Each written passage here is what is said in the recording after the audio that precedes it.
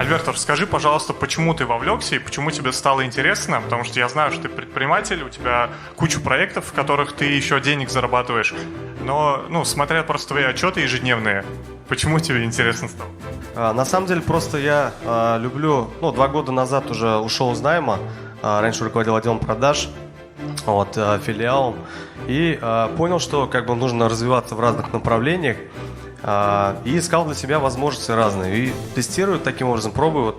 Случайно познакомился с вами, да, ребята. Хочу вам выразить благодарность за классный действительно инструмент, да, то есть и торговля. Получается, Стас торгует у нас, говорит, сразу распродает, да, я немножко другую стратегию нащупал, да, то есть и тем самым получается гораздо больше процент дел. То есть на самом деле есть алгоритм. Хорошо, стратегия сам принцип тот же самый? Да, принцип тот же самый. Купил, продал. То есть, да, ребята дают четкую стратегию, то есть, да, пошагово, что нужно делать. Достаточно за неделю можно все разобраться, даже за пару дней.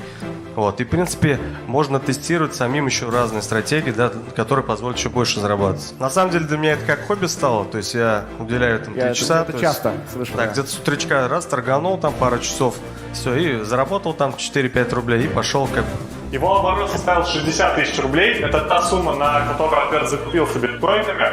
Он совершил 32 сделки, и прибыль его 3900 рублей. Это 6,5%.